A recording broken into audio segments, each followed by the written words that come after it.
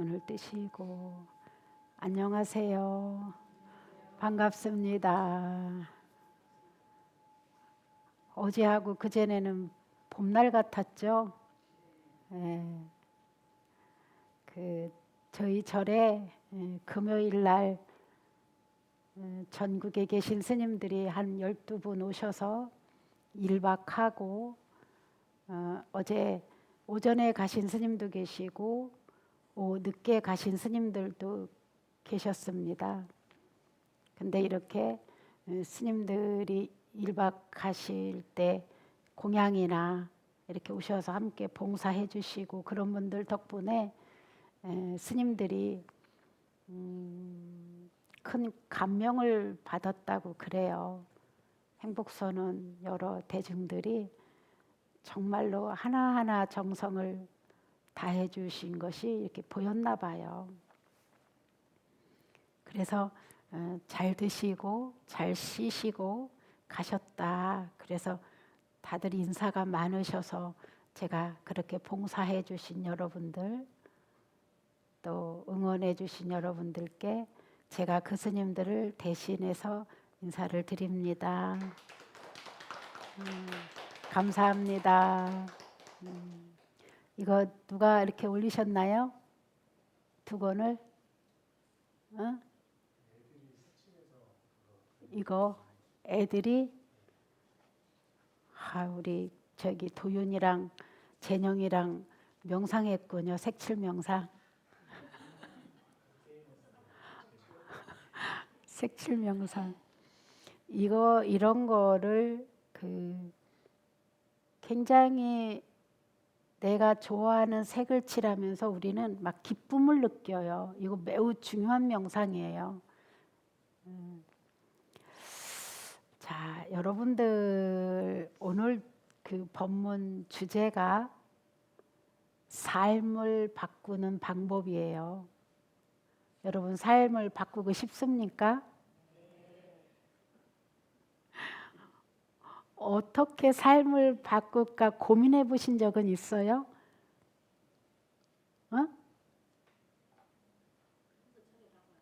에?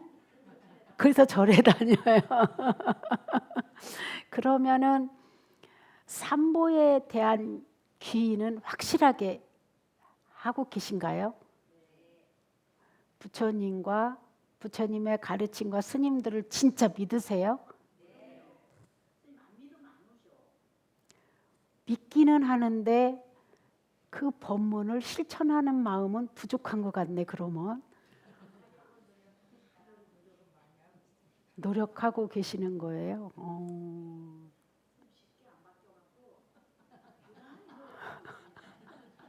저희도 똑같아요. 근데 어느 길에 노력한 만큼 조금씩 변화가 생기더라고요. 그래서 하면 되는데 왜 우리들은 자꾸 이거를 잊어버리죠? 포기하는 게 아니라 제가 보기엔 잃어버리는 것 같아요. 제가 오늘 아침에 어떻게 해야 삶을 바꿀 수 있지? 어제부터 계속 제가 스님들 다들 어제 오신 분들 가신 분들이 주지 스님들이셨거든요.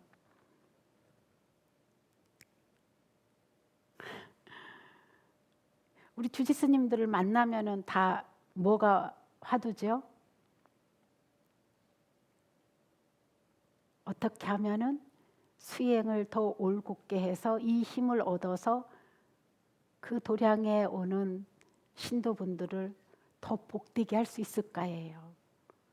저희들의 화두는.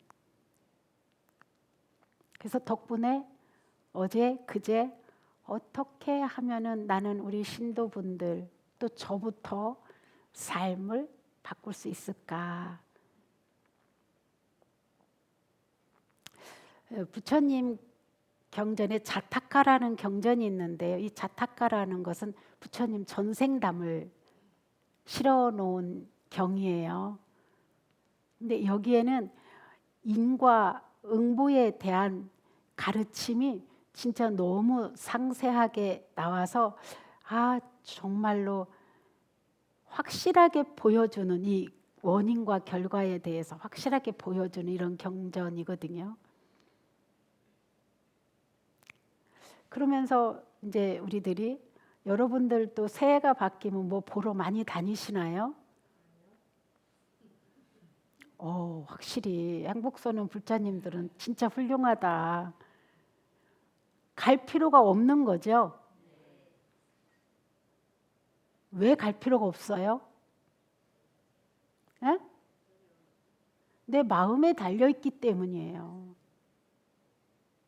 근데 우리들은 세상에는 살아갈 때 운명론을 논하고 창조론을 논하고 우연론, 그것도 둘 다 아니라는 이런 세 가지 논이 부처님 제세시에도 지금까지 있는 거죠.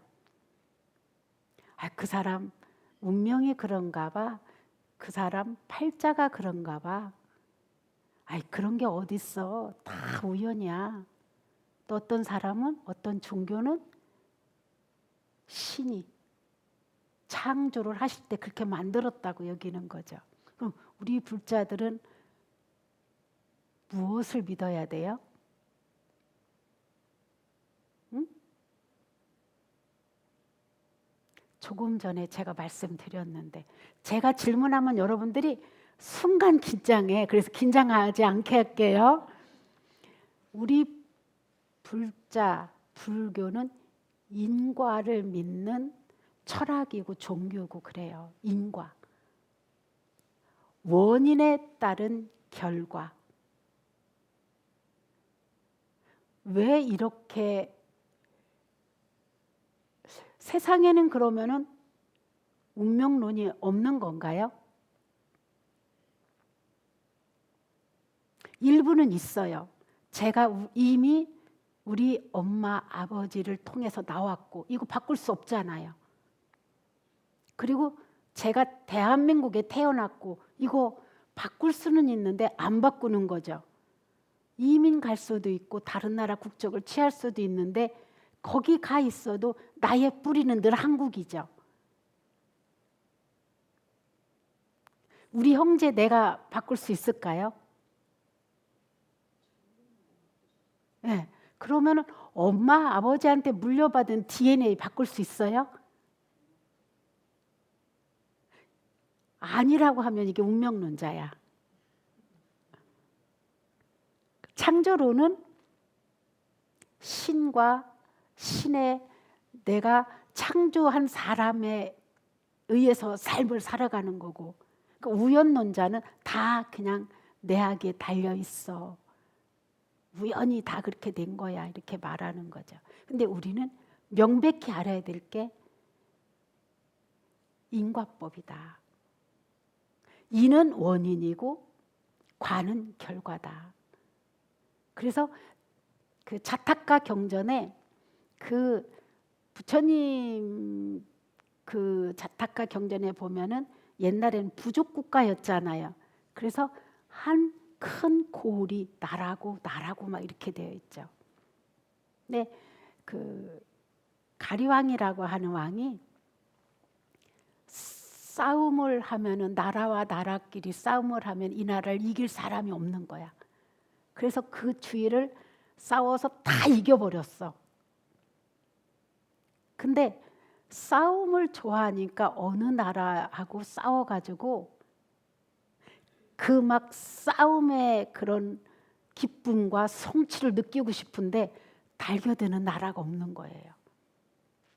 근데 신하가 기뜸을 해요. 왕이시여, 왕한테는 아주 미모도 빼어나고 또 재주가 뛰어나고 온갖 인품을 다 갖춘 공주가 넷이 있는데 이 공주를 각 나라에 보내세요. 그래서 이 왕이 궁녀를, 그러니까 공주를 탐해서 자식하고 결혼하든지 자기가 취하면은 그때 그거를 시비를 걸어서 쳐들어가세요. 이렇게 말을 해. 그러면 전쟁할 수 있습니다. 그리고 우리가 승리의 기쁨을 또 만천하에 알리면서 나라에 권력과 임금님의 권위를 또 높일 수 있습니다. 이렇게 말해요. 이대로 해버려요. 근데 다른 데에서는 다 이 왕하고 시비가 붙을 것 같으니까 아예 안 취했는데 어느 나라에서 탁 딸을 하나 취했어요. 아, 기회는 이때다. 그래가지고 그 시절에도 아주 부처님의 전생에 보살이었어요. 이 보살로 수행을 하고 계시는데 그 왕이 찾아와요. 보살이시여. 보살이라는 말은 부처님의 전생에서 보살이라는 것은 부처님이에요. 부처님을 다 보살이라고 했어요. 아니, 내가 싸움을 할 건데 요번에도 이기겠어? 그래요. 이길 수 있냐고 묻는 거예요. 아, 나는 정확하게 모르는데 내가 천신한테 물어보겠어. 이 천신은 우리가 여기 신종림 전에 그 예불 할 때 천신이 들어가는데 그 천신들은 아주 신통력이 뛰어나서 이걸 다 알아요. 기륭화복을.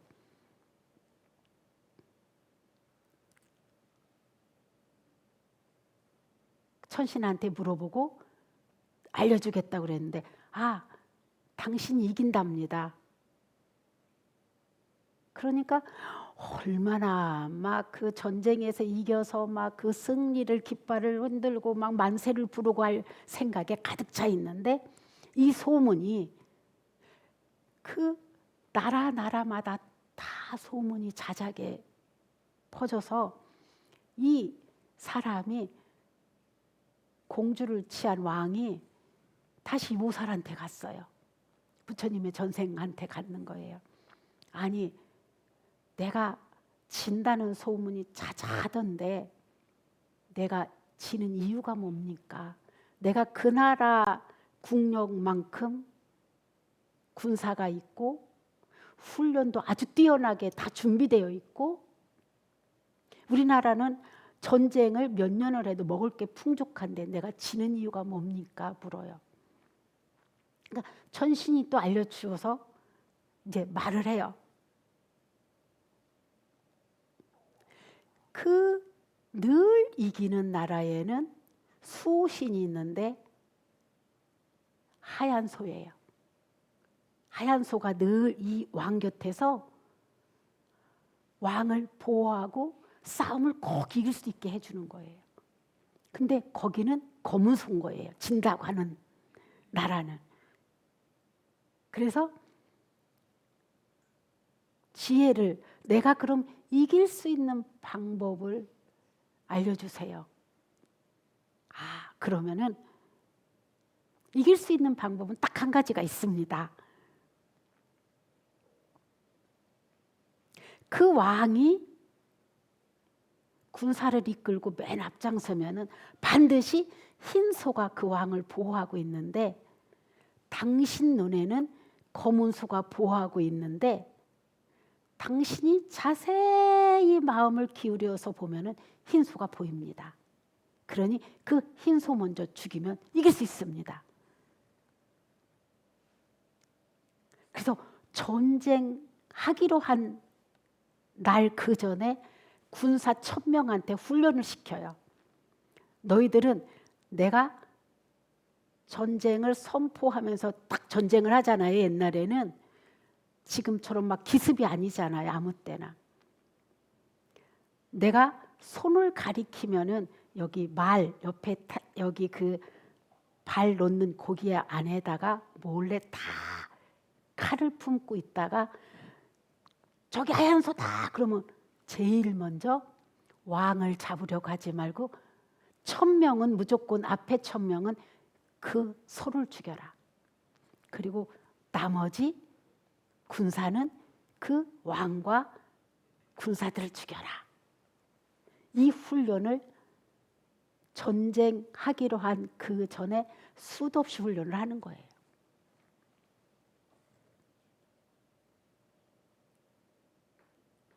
그리고 만약에 너희들이 1000명이 앞장서서 죽게 되면은 아무 걱정하지 마라. 가족들은 나라에서 다 보살펴줘서 먹고 사는데 지장 없게 하겠다. 이걸 조건을 걸어요.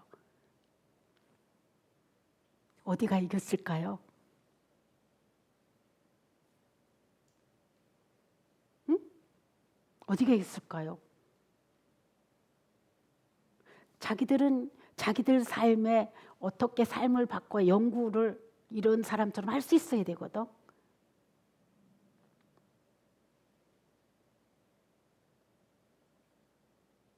치밀하게 준비한 여기가 이긴 거예요.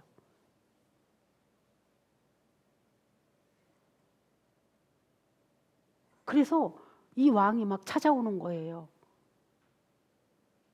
전생에 부처님한테 막 찾아와서 당신 말을 믿었다가 내가 아주 큰 낭패를 봤는데 매번 백발백중 맞았는데 왜 이번엔 틀리냐. 난 당신이 이긴다고 하니까 그 말만 탁 믿고 가서 전쟁을 했는데 왜 틀리냐. 내가 천신을 불러드리겠습니다. 천신이 와서 내가 왜 졌느냐고 막 임금이 화가 나가지고 막 따지니까 천신이 뭐라고 했냐면 당신은 이긴다는 말만 듣고 노력을 한 번도 해본 적이 없지 않습니까?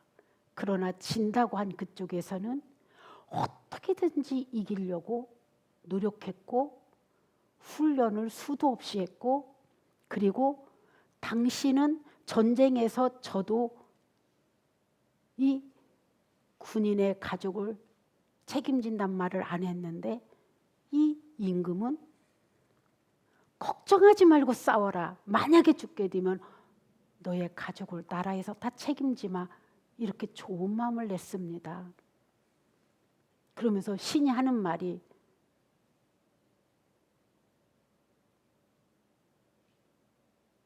어떤 일에 앞서 좋은 마음을 내서 노력하면서 그것을 성취하고 싶은 그것은 하늘에서도 막을 수 없습니다. 이렇게 표현을 했어요. 하늘에서도 막을 수 없습니다.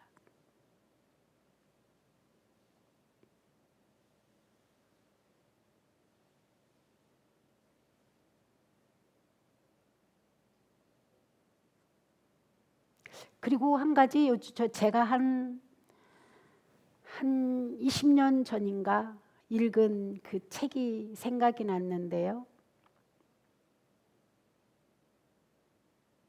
요범 사운이라는 책이에요. 요범 사운. 이분은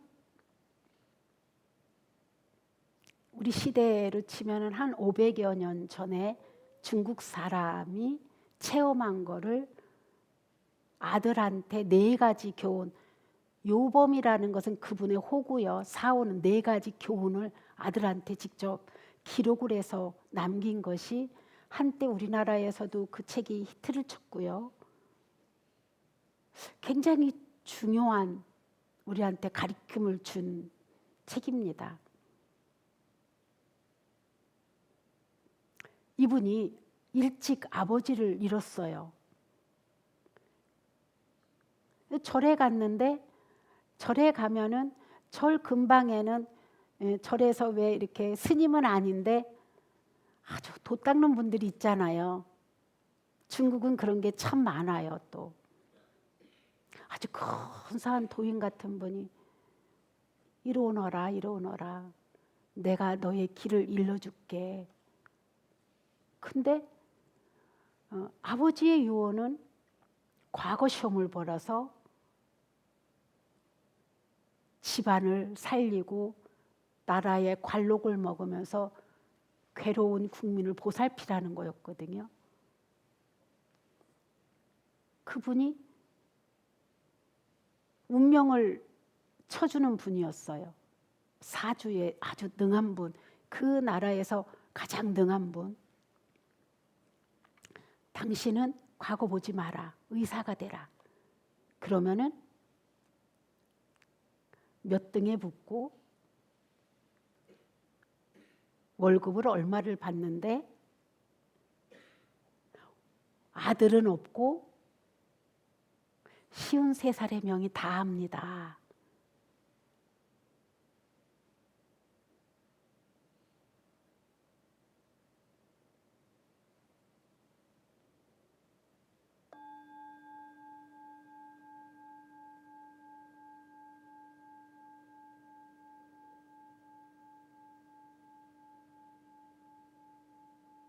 근데 그분이 진짜 시험에 몇 등에 붙는다는 거를 그때 어떻게 알았지? 딱 기억해 보니까 자기가 기록한 걸 보니까 딱 그 등수에 붙은 거야.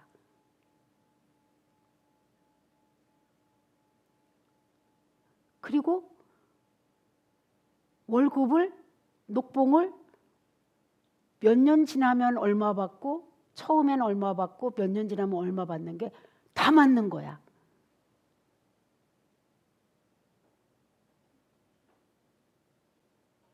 그렇다면은 내가 노력할 필요가 없구나. 내가 이렇게 53살까지만 살되 녹봉을 이렇게 받아서 이렇게 살다가 죽으면 되지. 이분은 그다음부터 노력을 안 해요. 아무 노력도 하지 않아요. 내가 의사로서 이렇게 월급 많이 받고 결혼해서 자식 아들 없으면 어때? 500년 전에는 우리나라나 중국이나 아들이라고 하는 유교 바탕으로 아들을 낳아야 되는 상황인데 이분한테는 그까짓 거 포기하지. 하나하나가 다 맞으니까. 그랬는데 이제 불자이다 보니까 어느 날 절에 쉬러 갔어요. 쉬러 가서 3일을 지내는데 이 스님이 3일을 보아하니까 이 사람이 노력도 안 하고 남들은 막 애써서 절도 하고 기도하고 막 복도 짓고 막 다 날진데 이분은 아주 태평하니 마음이 푹 쉬어진 사람처럼 느껴지는 거예요. 그래서 스님이 하시는 말씀이 참 당신은 매우 훌륭합니다. 이렇게 마음이 푹 쉬어져서 아무것도 아무 생각도 안 하는 분은 참 대단한 분입니다. 그러니까 이분이 하는 말이 아니요. 나는 내 운명대로 살려고 아무 노력도 안 하고 그냥 쉬는 것이지. 그러니까 스님께서 하시는 말씀이 나는 당신이 아주 비범한 사람, 수행이 푹 익어서 비범한 사람으로 봤더니 별로 보잘것없는 분이었군요. 이렇게 말해요. 그래서 왜 내가 보잘것없어? 우리 불교는 짓는 대로 변하는 이런 원리를 믿고 이렇게 행하는 것이기 때문에 당신 같은 사람은 비범한 사람인 줄 알았더니 평범한 사람보다도 못하오 지혜가. 이 말이 딱 마음에 걸린 거예요. 그러면 부처님의 가르침은 어떤 것이요?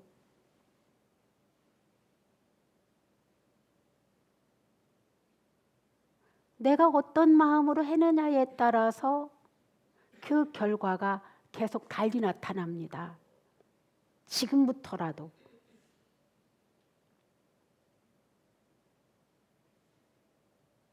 그때부터 이분이 과거 시험을 봐봤자 떨어지고 의사만 하라고 그랬는데 한의사죠. 그러면 내가 이분이 안 된다는 것만 도전하는 거예요. 왜? 아니 그 스님 말씀을 들으면은 부처님이 거짓말할 리가 없잖아요. 그죠? 그러면 내가 그럼 어떻게 해야 됩니까? 그랬더니 좋은 일 많이 하셔요. 나쁜 일은 다 끊어가고 좋은 일 하시면서 원하는 것을 한번 이뤄보려고 하십시오.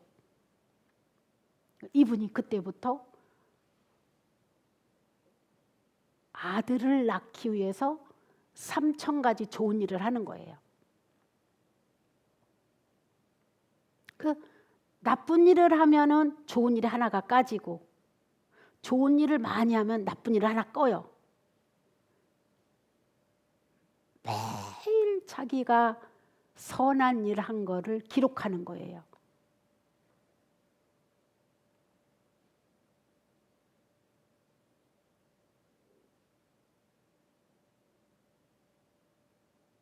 그 3,000가지를 했는데 아들을 낳았어요. 아들이 없다고 그랬는데, 진짜 그러네? 그러면 내가 늦은 나이라도 과거를 준비해야 되겠다. 그날부터 다시 또 3,000가지 좋은 일을 하는 거예요. 좋은 일이 뭐예요, 도대체? 어? 이거부터 좀 말해봐. 자기들 좋은 일이 뭐야? 좋은 일이 뭐야? 응? 에? 남에게 이익되게 하는 거? 그러면 예? 남한테 피해 안 가는 거? 이거는 아주 소극적으로 복이 되진 않아요. 자, 좋은 일이 뭐예요? 선업에 종자를 심는 거. 선업이 어떤 거예요?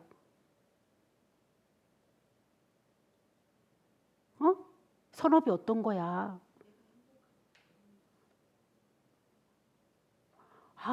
여기 주지스님이 잘못이야. 여러분 잘못 아니야.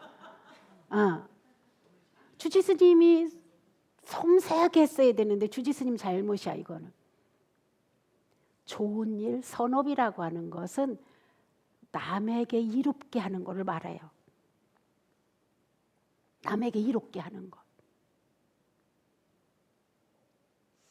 친절했다든가, 공손히 인사를 했다든가, 자리를 내줬다든가, 오늘 이거 방석을 내가 일찍 와서 폈다든가, 오늘 법회 기도비는 기도비고 내가 빈손으로 오지 않았든가, 설거지를 했든가, 내가 하다못해 남을 위해서 한 것, 그 사람이 편안하고 유익하고 먹고 누리고 행복하게 할 수 있는, 이걸 선업이라 해요. 이제 확실해졌나요? 예? 무죄 70만이 들어가지 않아요. 여기에는 돈도 들어가야 되고, 좋은 마음도 들어가야 되고, 실천이 들어가야 되고, 말도 예쁘게 하고 바르게 말해야 되고, 말로, 행위로, 마음으로, 물질로, 나의 재능으로 다 포함되는 거예요.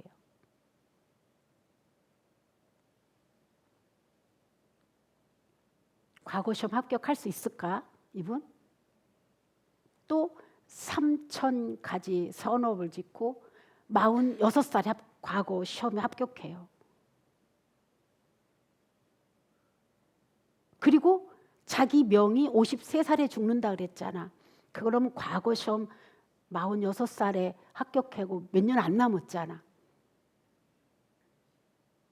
이분은 자기 명을 연장하기 위해서 3,000가지 선업을 또 지어요. 53살에 돌아가셨을까, 연장했을까?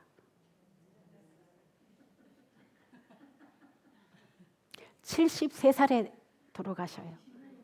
예. 그리고 68살인가 돌아가시기 전에 다 기록한 거를 아들한테 유언을 남겨요.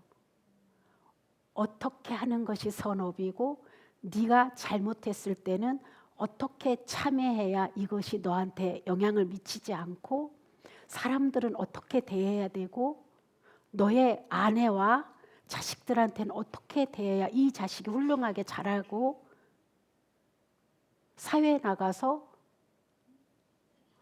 기여할 수 있는지에 대해서.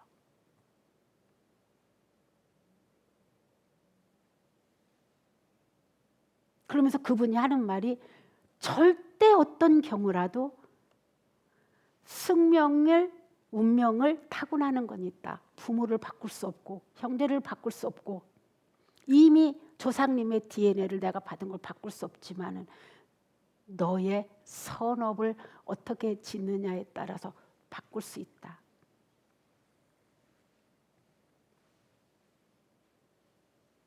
이거 믿으시나요?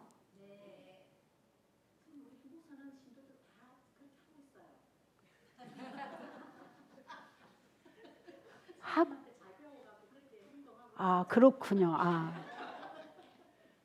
아유, 너무 훌륭하십니다. 참 잘하고 계십니다. 저는 요즘 현대인들한테 부디 잘하고 있는 지금 이 시점에서 늘 듬을 줬으면 좋겠어요. 듬이 뭐예요?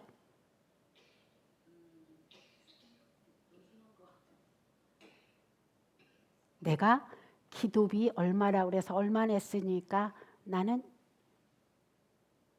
내가 절에 가서 뭐 하라고 그랬으니까 이거로 탁 하면은 그거밖에 여러분은 복을 받지 못해요. 그러니까 여러분이 계산한 테두리 안에서밖에 못 받고 여러분이 그 한계를 뛰어넘지 못해요. 그리고 나는 다 잘한다고 여겨요. 그래서 더 이상 듬을 하려고 하지 않아요. 자기 계산에 맞게. 근데 여러분이 지금보다 더 자신의 삶과 자식의 삶과 내 남편에 대한 삶을 바꿔주고 싶다면 듬이 들어가야 돼요. 옛날엔 이걸 보고 개평이라고 했죠.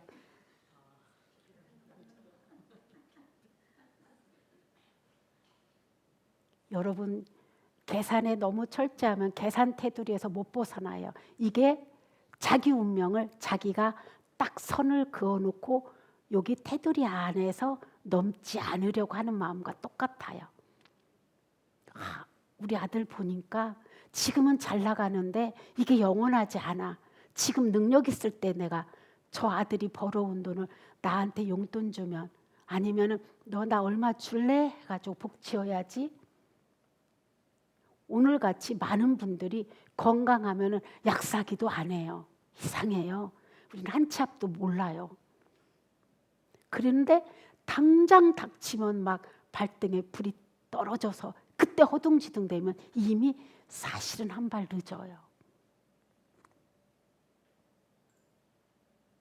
그리고 여러분들하고 살아보니까 저렇게 빡빡하게 딱 계산에 주판 띄워가지고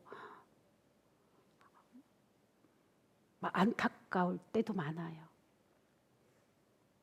그래서 여러분들이 정월달에 어디 가서 뭐 보려고 하지 마시고 내가 어떻게 해야 그분은 3,000개 해서 3가지를 도저히 안 된다는 걸 해결했잖아요. 아들이 없다는데 아들을 얻었고 과거 시험에 사주팔자에 없다는데 했고 운명이 명이 53살에 끝난다고 그랬는데 20년을 연장했고 그럼 나는 어떻게 해야 될까?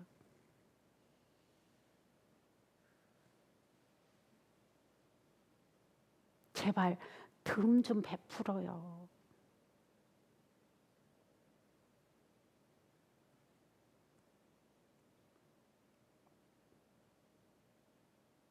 그래서 이런 기록을 해놓는 것도 저는 좋다고 생각이 들어요. 새해니까 내가 오늘은 무엇을 좋은 일을 했는데 무엇은 내가 돌아보니 잘못했구나.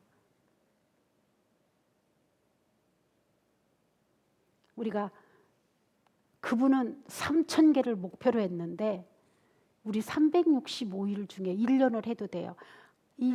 나는 하루에 한 가지씩만 아니면 나는 하루에 3가지씩 나는 하루에 10가지씩 그러면은요 운명이 바뀌어요. 운명이 바뀌어요.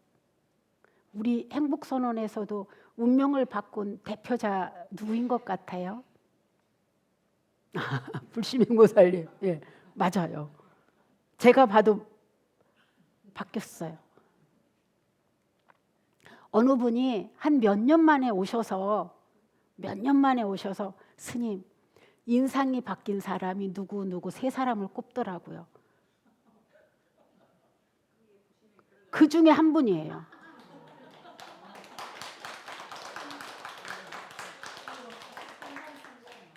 몇 년 만에 왔는데 그분도 정말로 마음이 선하고 기도를 나름대로 빡세게 하신 분이거든요.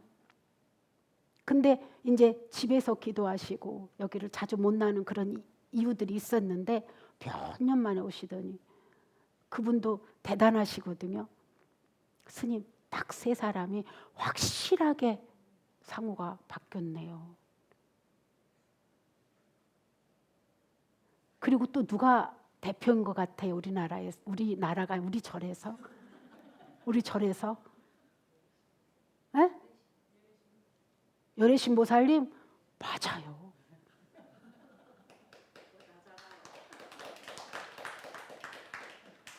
그분은 자기 자식의 삶까지도 바꾸신 분이에요. 자식의 삶들. 그리고 자기 업을 거의 다 바꿔가고 계세요, 지금. 그 남편의 업까지, 이런 말, 이게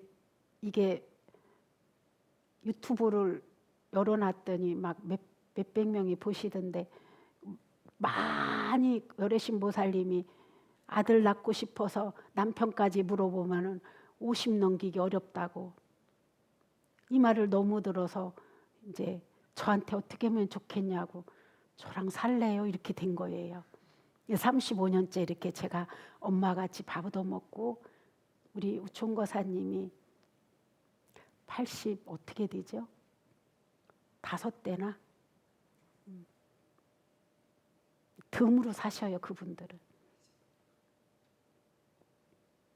제가 보기에는 열애신보살님도 그렇게 안 사셨으면은 제가 보기에는 벌써 없은 분일 수도 있어요. 이렇게 성품을 보면. 근데 여러분들도 여러분의 목표를 정해요. 그리고 반드시 내가 지은 대로 옵니다. 그러기 위해서 바탕이 뭐가 돼야 되냐? 수행이 깔려져 있어야 돼요. 수행이 깔려져 있지 않으면은 내가 뭘 잘못하는지, 어떻게 내가 말하는지, 남을 어떤 부분에서 괴롭히는지 몰라요. 다 잘한다고만 여겨지거든요, 나는. 근데 제일 잘못된 견해는 내가 잘한다고 교만한 마음일 때 굉장히 조심해야 됩니다, 우리. 교만한 마음이 딱 한순간 들으면 내가 나름대로 잘한다고 여겨지기 때문에 남한테 가리키려고 하기도 하고, 더 이상 하지 않는 선에 들어서거든요.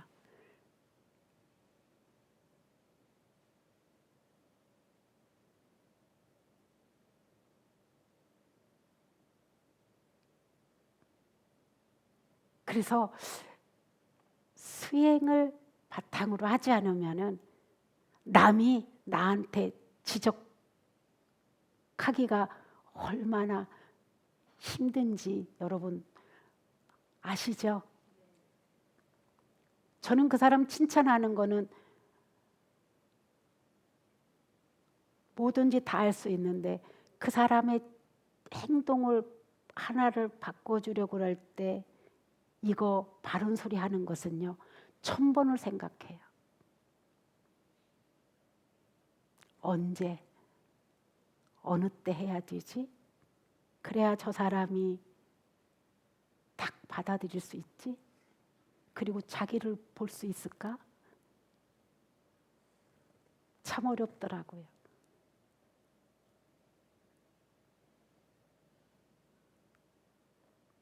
근데 제가 어떤 말을 해도 받아들이는 분한테는 수시로 해요. 그냥 그 사람을 정말로 아끼고 저를 믿어주는 사람한테. 근데 이 관계가 그렇지 않을 때가 있거든요.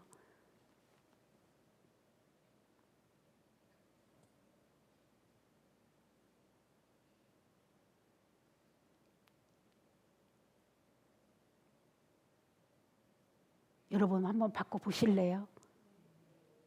하면 돼요.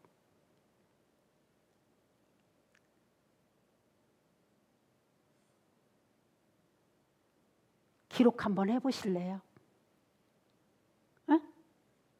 해보셔요. 저는 가끔씩 저의 정말로 잘못돼가고 있는 부분은